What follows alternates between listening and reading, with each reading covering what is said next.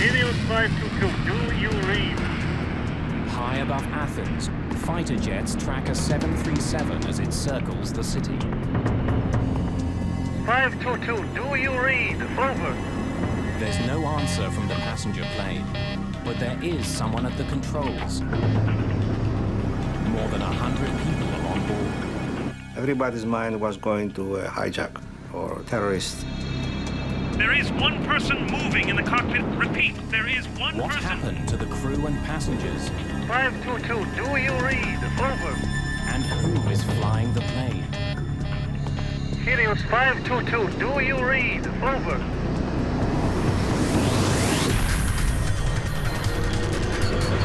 Mayday, Mayday.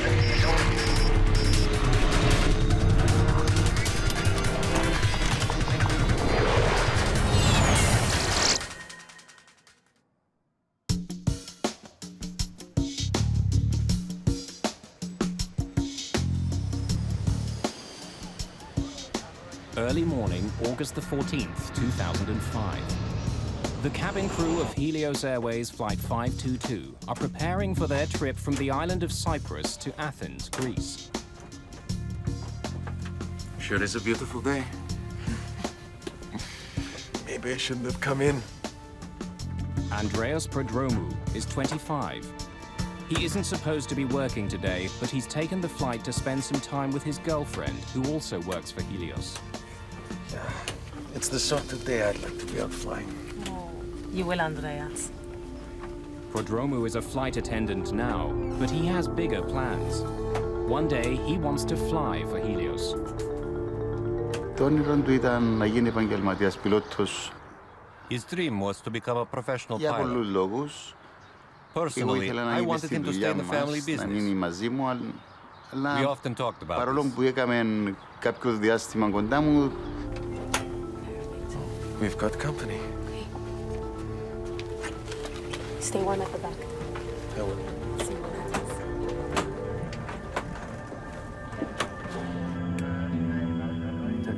In the cockpit, the flight crew is occupied with the daily routine of preparing their jet for takeoff. Right today. Captain Hans Merten is an East German, a contract pilot hired by Helios for the busy holiday season. Are you almost through? Pardon? You almost done. Nearly. Well, the overheat lights. His co-pilot is from Cyprus. Pambos Charalambous has been working exclusively for Helios for the last 5 years. Before beginning any flight, crews are required to perform dozens of checks on various pieces of onboard equipment. Oxygen mask stowed. It's a routine but necessary procedure. Doors closed. Sorry, could you store trays? Pull your seat back. Helios is a charter airline with low-cost fares to Greece. It's a summer weekend and the plane is filled with families. In all, there are 115 passengers on the morning flight. If you need any more help, let me know. We're just about to take off. They are low fare, no frills. They don't even serve you refreshments during small sorts of flights. But they offer another possibility for the budget-minded traveler. Paros Dimitriou and Maria Rikou are traveling to the Greek island of Patros. They've just got engaged. They booked this holiday a month or more than a month ago. It was like a honeymoon for them. Flight attendants, please take your seats. Prepare to take off.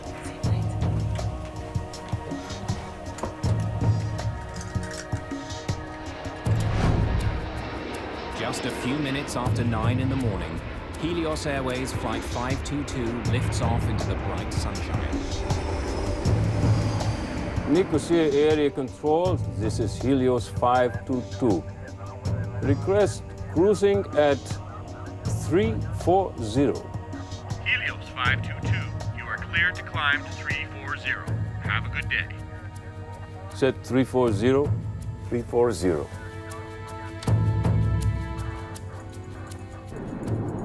Minutes into the flight, the plane is still climbing towards its cruising altitude. Suddenly, an alarm blares in the cockpit.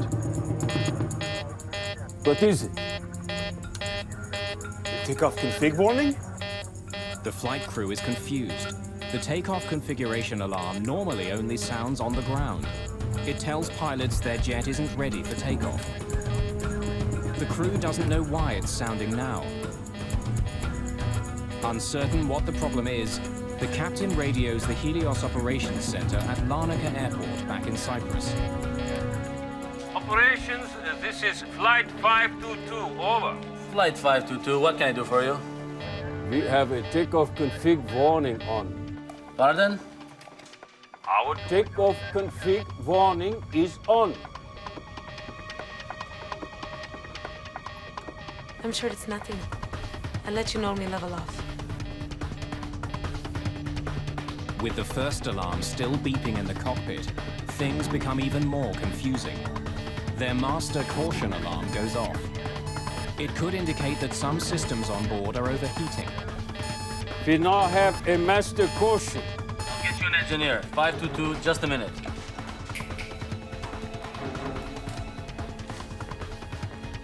I find him very hard to understand. His accent is quite thick. Flight 522, what can I do for you? The ventilation cooling fan lights are off. Sorry, can you repeat?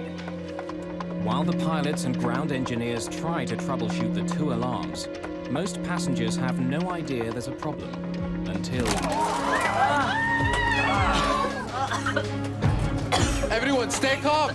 Please remain seated. Everyone, please put the oxygen masks on completely over your mouth and nose. The protocol was immediately to secure yourself, grab an oxygen mask, stay in your seat. If you can help passengers without getting up, you could help them, and you should help them, but you would not risk the safety of any cabin crew member to go and help a passenger which is 5 or 6 rows further up. Their procedure would be to grab their mask, don it, and wait for the aircraft to level off or commence with a descent. No one in the cabin knows what the problem is. They're waiting for information from the cockpit. The pilots are unaware that the oxygen masks in the cabin have dropped, and they still don't know why their takeoff configuration warning is on, or why their systems are overheating. Both of my equipment cooling lights are off. This is normal. Can you please confirm your problem? But the engineer on the ground is struggling to get a clear picture of what's happening in the air. They are not switched off. Can you confirm that the pressurization panel is set to auto? Where are my equipment cooling circuit breakers? Behind the captain's seat. Can you see them? What's going on? There's something wrong with the electrics on 522. I had something to pick up from operations, so I was there. I figured, oh, not again, one of our problems. So I left. Oh, good luck. The problem doesn't seem serious, but as the plane continues to climb, passengers still haven't received any information from the cockpit. Helios 522, can you see the circuit breakers? And now the engineer on the ground loses contact with the aircraft. Helios 522, can you hear me? It's less than 30 minutes after takeoff, and Flight 522 is still on course. The plane is high above the Mediterranean Sea and headed straight towards Athens.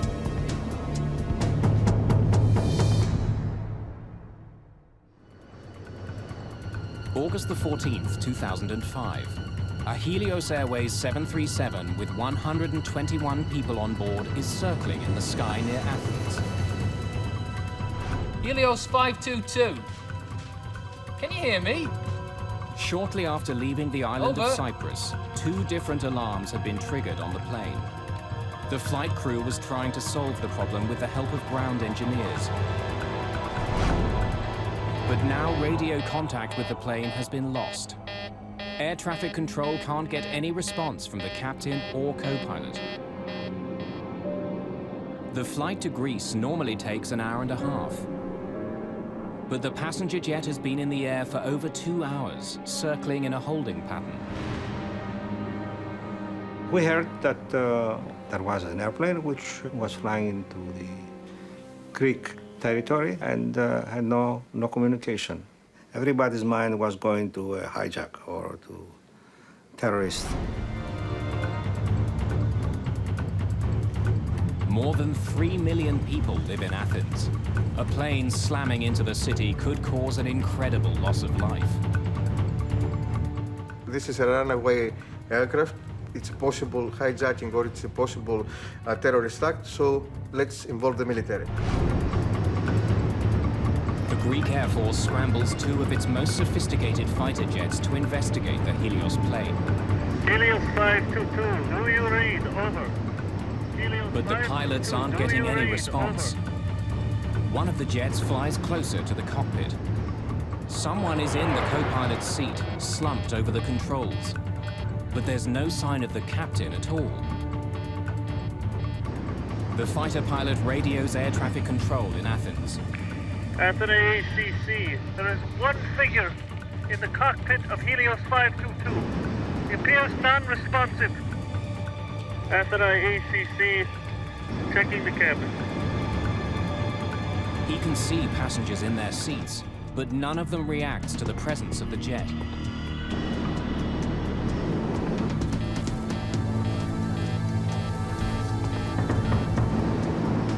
Then the pilot sees someone moving in the cockpit.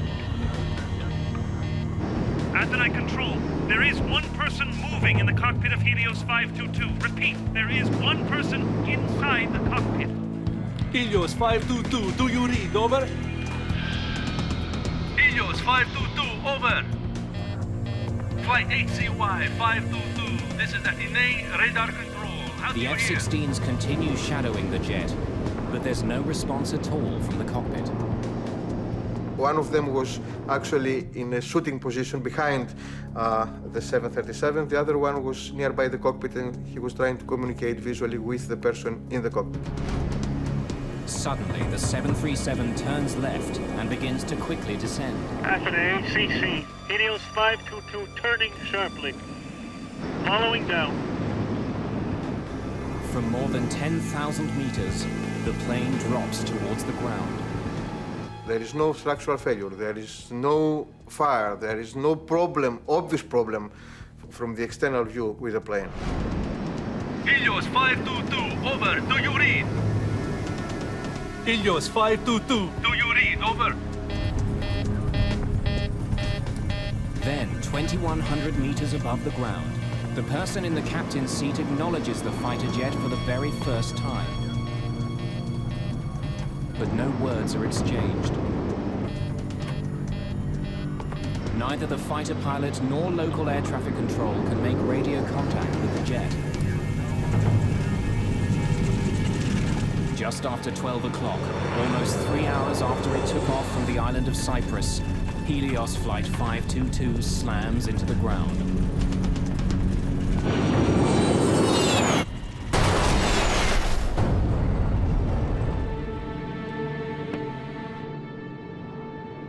Athens ACC, Helios 522 is down. Repeat, Helios 522 is down on Gramatico Hill. Over.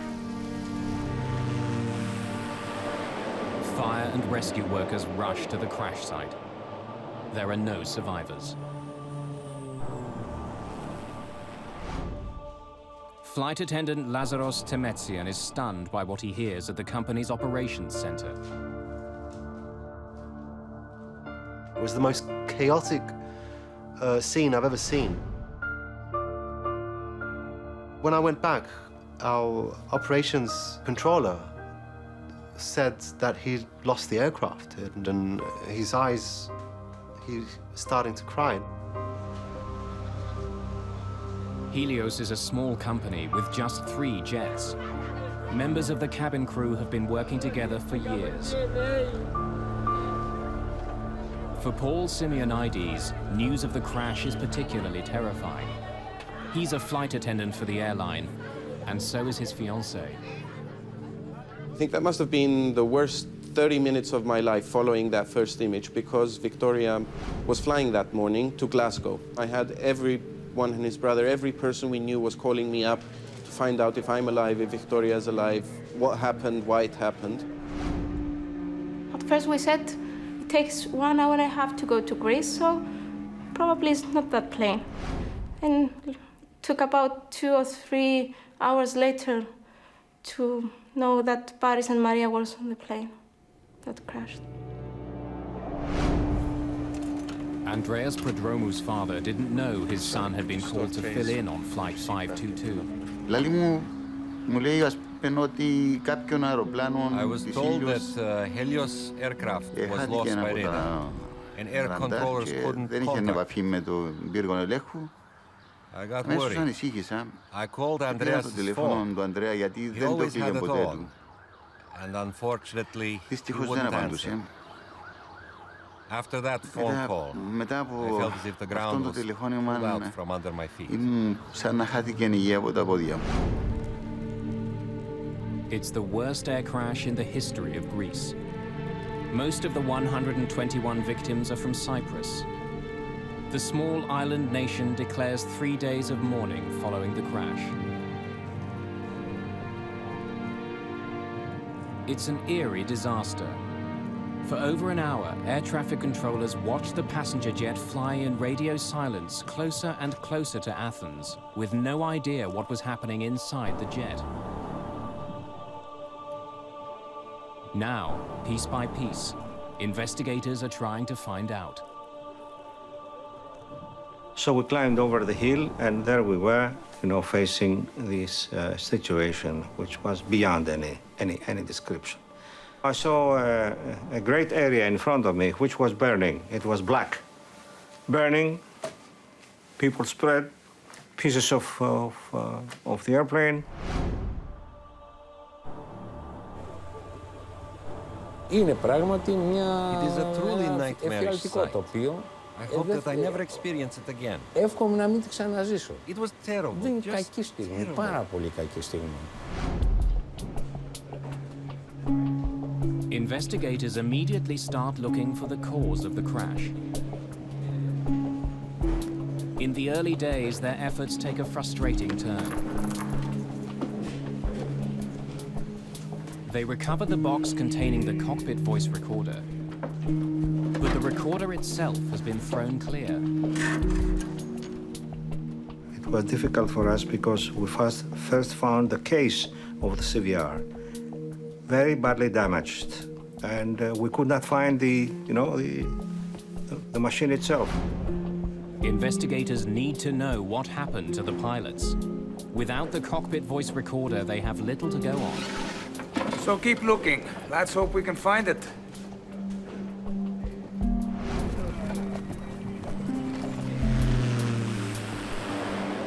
Bodies recovered from the wreckage are brought to the offices of Athens' chief coroner. Autopsies add more mystery to the case. Everyone on board the plane was alive at the time of the crash. Υπήρχαν σενάρια There were scenarios at the εκείνης της time that they had all στιγμής died in ότι ήταν midair. όλοι νεκροί στον But the αέρα. truth, Η αιτία they θανάτου did είναι not die from σαφής, inhaling a toxic substance in the airplane. που την From an επανέλαβα πιο explosion. πάνω. Δεν people υπάρχει died on καμία impact. απολύτως αμφιβολία. Οι άνθρωποι σκοτώθηκαν. But if the passengers were alive the entire flight, why didn't the pilot of the fighter jet see any activity inside the cabin? And who was at the controls as the jet circled over Athens?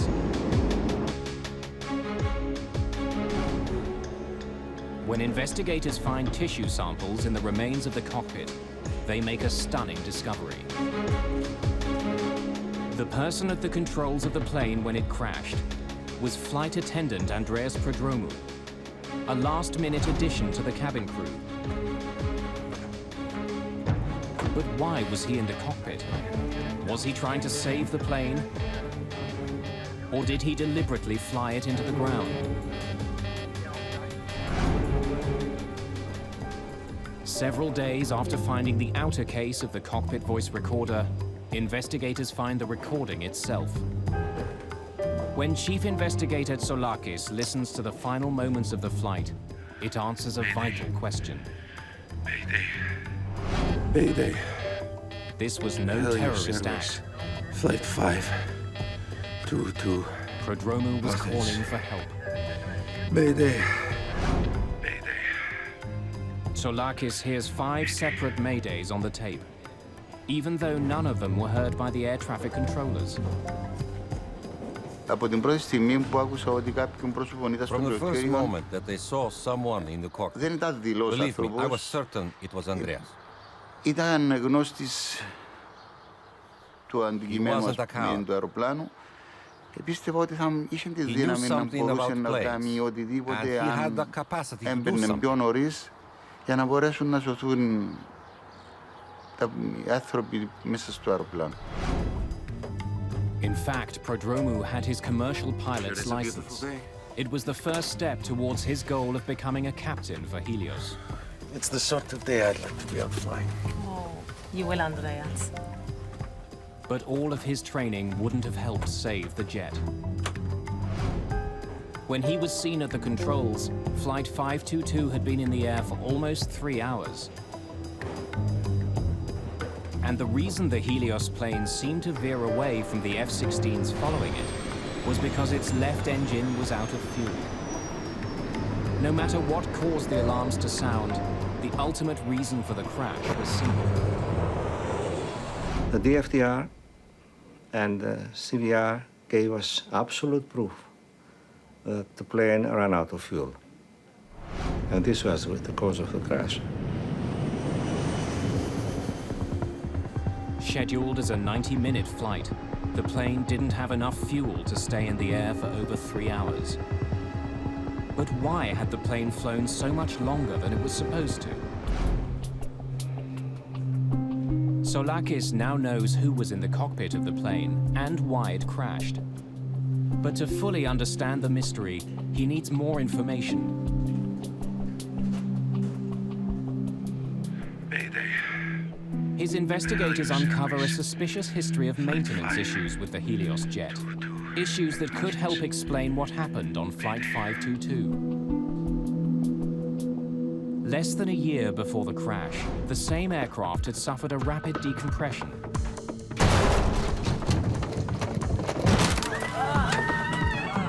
Lazaros Temetsian worked on that flight. I was in the back of the aircraft at the time. There was a loud metallic bang, a clanging sound, and the oxygen masks dropped in the cabin. Every step I was taking was difficult. It was hard to move, hard to breathe. In fact, I was starting to pant. I was panting for air. As the plane began an immediate descent to 3,300 meters, all Temetsian could do was remain strapped in and wait. Once the plane reached a safe altitude, Temetsian inspected the rear door and was shocked by what he found. I noticed that the aft service door was not fully locked.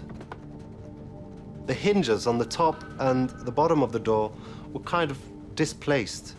I could pass my hand right through. There were no injuries, and the plane made an emergency landing, and the door was inspected. But this wasn't the only problem crews had with this plane. We would record faults in the cabin logbook constantly, and nothing would be done to rectify even these small little problems in the cabin. Engineers would take months to rectify even the slightest problem in the cabin.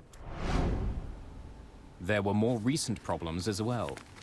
A Helios ground engineer tells Tsolakis that on the very day of Flight 522, the 737 had another problem with its back door. When we checked the flight log for the trip, we saw that we'd have to do some unscheduled maintenance. The plane had arrived in Cyprus just after midnight on August the 14th. The cabin crew had heard loud banging noises and saw ice on the rear service door during the flight. It was scheduled to take off again just hours later. Soon after it landed, engineers began checking the problem. To make sure there's nothing wrong with the seal on the door, the engineers run a pressurization test. During normal flight, a plane's engines force air into the cabin. To ensure oxygen circulates during the trip, small valves in the rear allow some of it to leak out.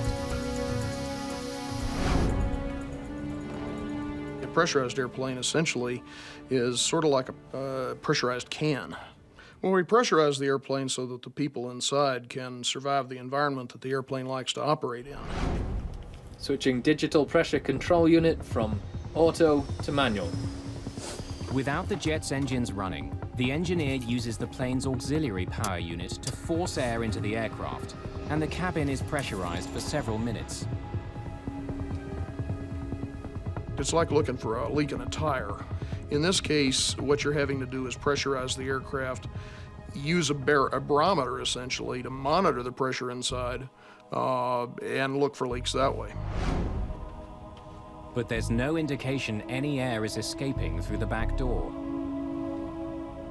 In this case, they felt that it was all right and they completed the test. The entire jet seems to be in good working order. After performing a series of additional routine maintenance procedures, the engineers signed off on their technical log. Investigators are faced with a dead end. So explain again how you tested the pressure. An explosive decompression could have explained the tragic events of Flight 522. If the oxygen had been suddenly sucked out of the jet, everyone on board could have been overcome. But not only did engineers check the problem, when the F-16s approached the plane near Athens, no damage was seen. There was no indication that the fuselage was punctured. Mayday. Investigators are still struggling to solve the mystery. Helios Airways. What had overcome the passengers and crew of Helios Flight 522? And why was one flight attendant apparently unaffected? 5. The discovery of one small switch holds the key to the entire crash.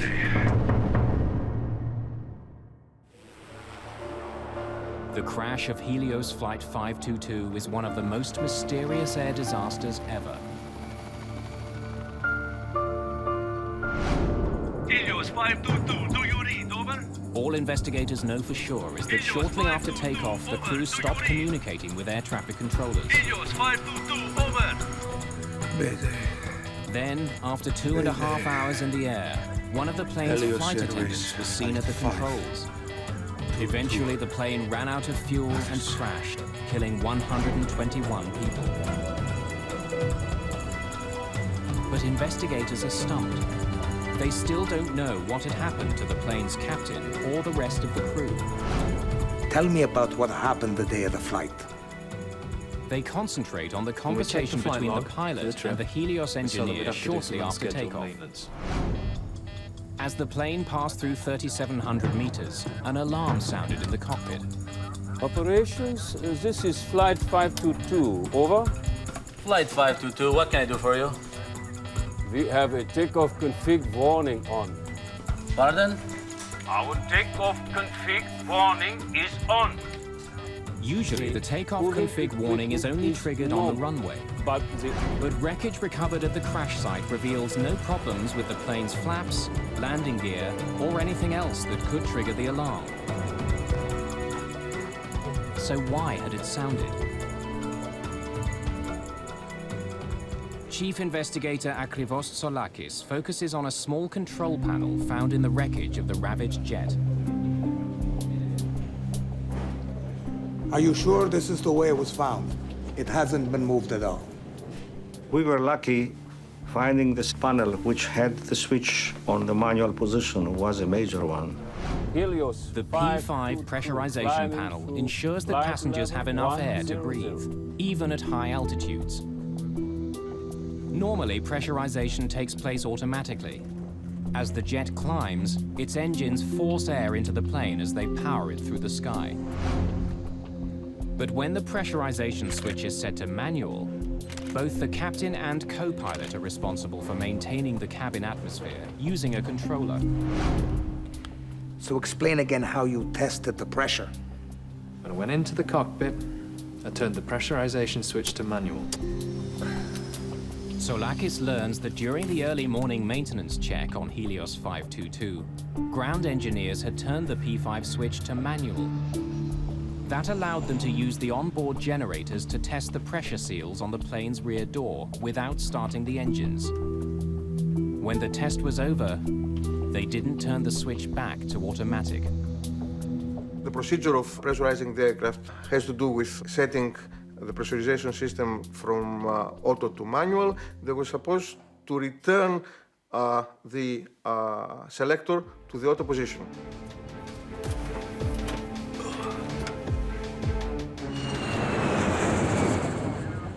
Full lights are...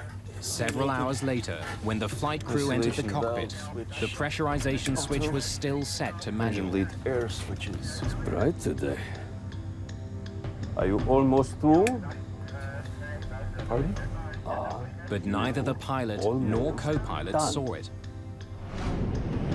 As a result, after takeoff, the cabin would not pressurize automatically. And the higher Flight 522 climbed, the thinner the atmosphere became. Not turning the switch back to automatic was a deadly, hidden danger. Are you sure this is the way it was found? It hasn't been moved at all.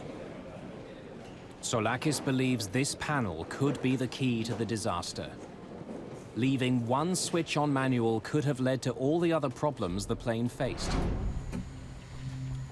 To prove he's right, he takes an unusual step. 4 months after the disaster, he takes an Olympic Airlines 737 on the same route flown by the Helios jet. If he's right about what caused the crash, this plane should react exactly like the doomed airliner did. Are we ready to go? When there is a complicated accident like this, I think reenactments should be performed. Of course, it's expensive to have a jetliner flying for 3 or 4 hours, but it is worthy if you have to come with some results which benefit to the overall investigation. Make sure the P5 is set to manual.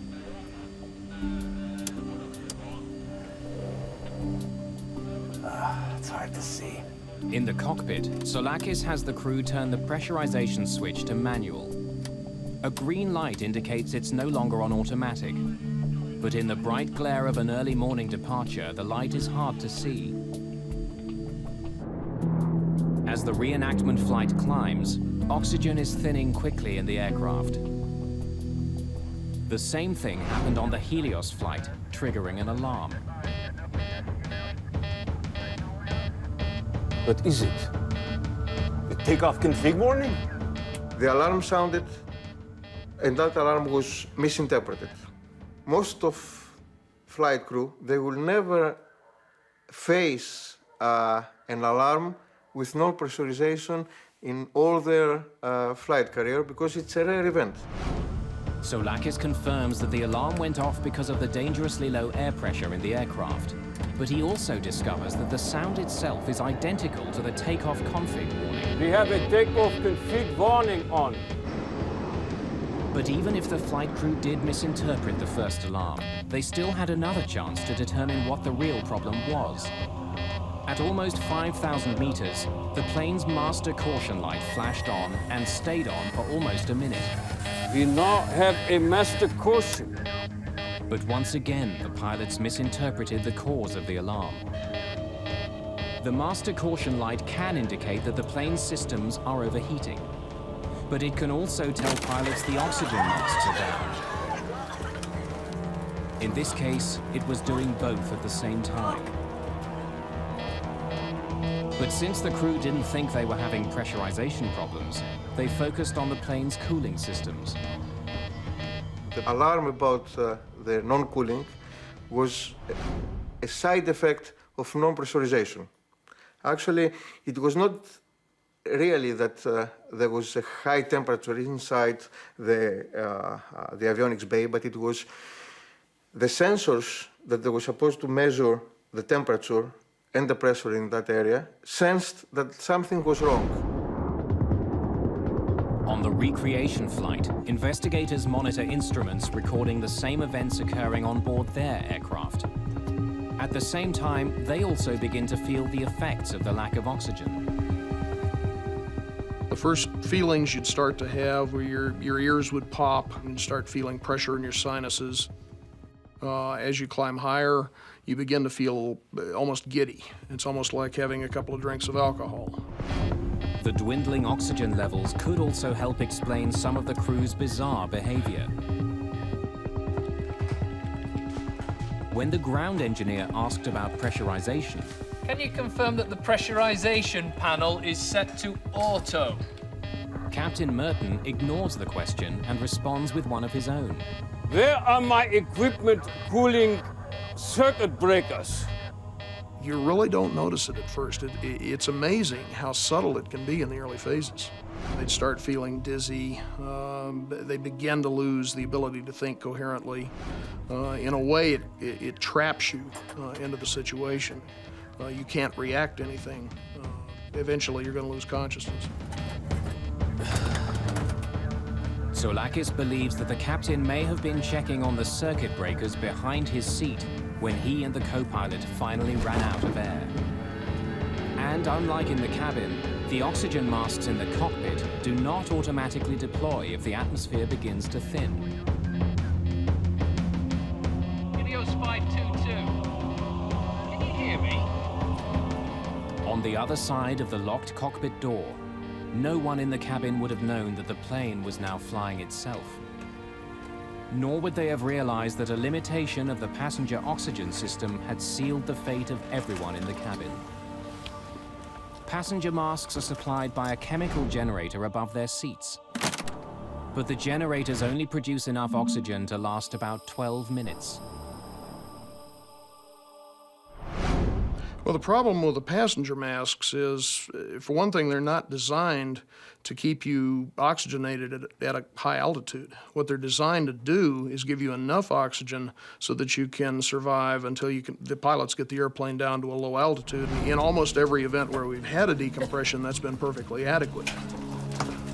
For those who did put their masks on, they would have remained conscious for several minutes until their oxygen ran out. Then they too would have passed out. Once you get up to 34,000 feet, you're talking useful consciousness of 30 to 60 seconds. Most of the people, once the hypoxia begins to cause them to lose consciousness, they're just going to go to sleep.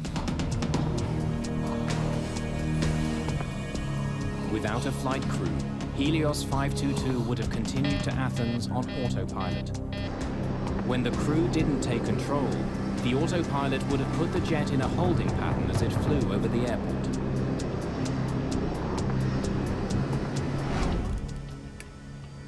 Exactly the same thing will happen on the reconstruction flight if cabin pressure isn't restored. Soulakis asks the co-pilot to reset the P5 panel to auto before the jet continues to climb to its cruising altitude of just over 10,000 meters. Then, as it approaches Athens, Soulakis also has an F-16 shadow the jet, performing the recreation. He wants to confirm that it was Andreas Promu at the controls of Flight 522 when it went down. We dressed one of our guys with the uniform of the steward. And he came in, he sat on the captain's chair, and the F-16 was looking at him. He was confirming that it was exactly what he saw on the accident plane. The reconstruction also answers another question about the tragic fate of Helios Flight 522. The cockpit voice recorder picked up several strange noises. They're heard just before Prodromou enters the cockpit. Soulakis confirms that these sounds were made by Prodromou using the electronic keypad to unlock the cockpit door. We confirmed all those items and during the reenactment flight, and it was very, very useful. It filled a lot of gaps we had. Okay, take it down. For Chief Investigator Tsolakis, the reenactment flight has been convincing. There was no dramatic cabin failure. Instead, a series of small mistakes and misunderstandings had led to the worst air disaster in Greek history.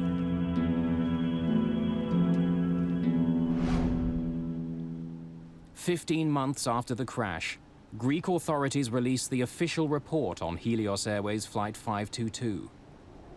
But mysteries remain.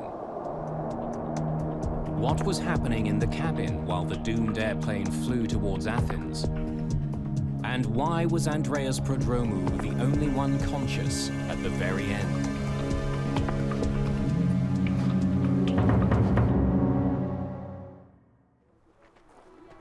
The crash of Helios Flight 522 was the worst disaster in the history of Greek aviation.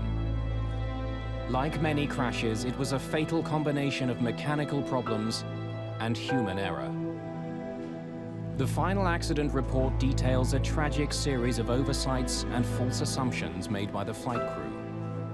Problems that could have been easily prevented turned deadly for all 121 people on board. Where are my equipment cooling circuit breakers?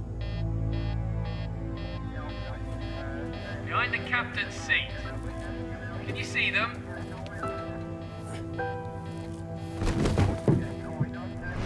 But what the final report does not do is explain what happened in the cabin of the plane. What actions did the flight attendants take? And why was Andreas Prodromou still conscious after almost 3 hours? Mayday. Mayday. Interviews with Helios safety instructors and crew members paint a tragic picture of what may have occurred. Everyone, please put your masks on. We're not sure what the trouble is, but remain calm and please remain seated. Prodromou was sitting at the back of the cabin. When the oxygen masks fell, he would have waited for instructions from the cockpit.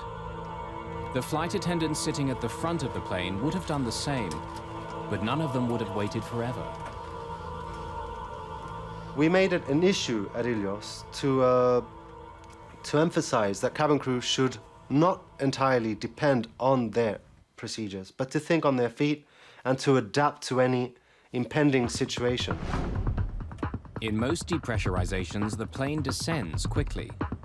But as minutes passed on the Helios flight, the plane continued to climb. Unsure of what was going on, Prodromou would have tried to contact the flight crew. Captain Merton. But he gets no response. Can you give us an update, please? Captain Merton.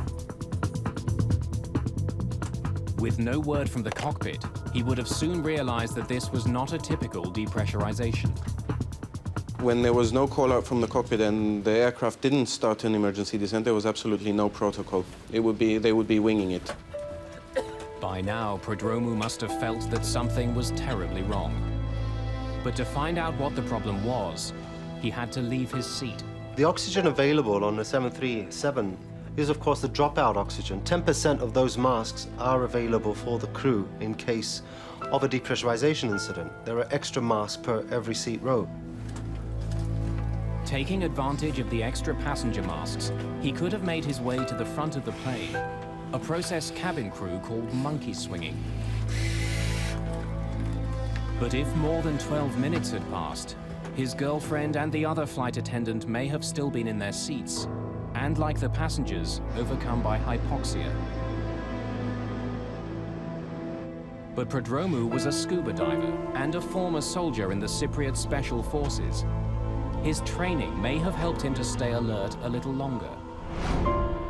Andreas was not a coward. He was a brave person. Fearless, brave and very calm. But to survive after the passenger oxygen system stopped working, he needed another solution. The 737 had 4 portable oxygen bottles. Each one could last more than an hour. All 4 bottles were found at the crash site. 3 of them appeared to have been used. While the F-16 pilot saw Prodromou in the cockpit just before the crash, it may not have been the first time he had gone in. As he did at the end of the flight, he could have used the security code to unlock the door earlier.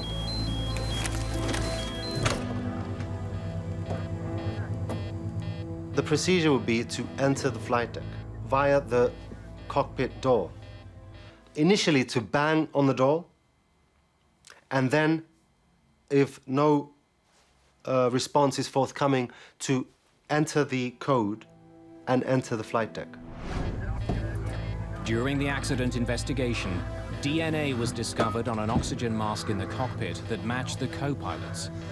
It's possible Prodromou used it to try and revive him. You can still revitalize somebody for quite an extended period of time if you get to them before major brain damage is set in. And that's somewhat a variable situation depending on the person, depending on how long they're exposed to a high altitude.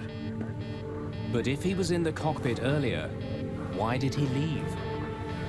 No one will ever know. Probably was a little bit disoriented, a little bit confused. He's reacting a lot slower than he normally would. What was his state of mind? What was his physical condition? We think that he knew what was really the problem, but is that the real situation? It's a real question. After 3 hours in the air, everyone who didn't have bottled oxygen would have been unconscious. As it approached Athens, Flight 522 was now a ghost plane.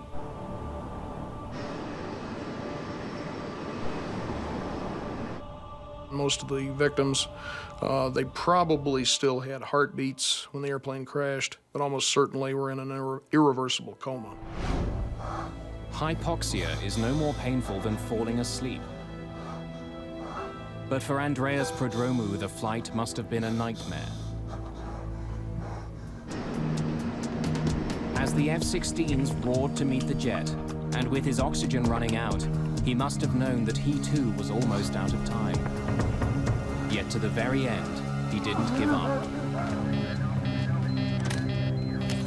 Prodromou made one last attempt to save the plane. When he returns to the cockpit, the young flight attendant who dreamed of becoming a pilot calls for help. But no one can hear him, probably because the radio was still tuned to Larnaca, the airport on Cyprus where the flight had taken off. Fighting hypoxia and struggling to control an airplane larger than any he had ever flown, Prodromou was in an impossible situation. Even if he could have landed the plane, it was now too late. Flight 522 was out of time and fuel.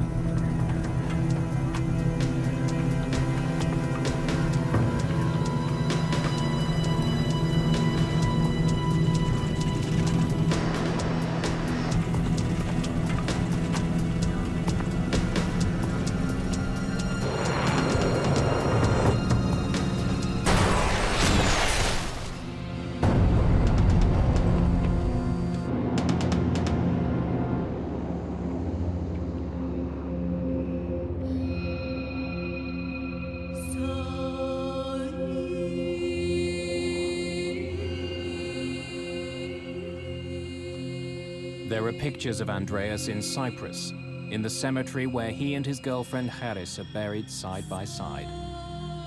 Σαν πατέρας προς θυμούμαι το γιο μου. As his father, my son is in front of me. Wherever I go, he's always there.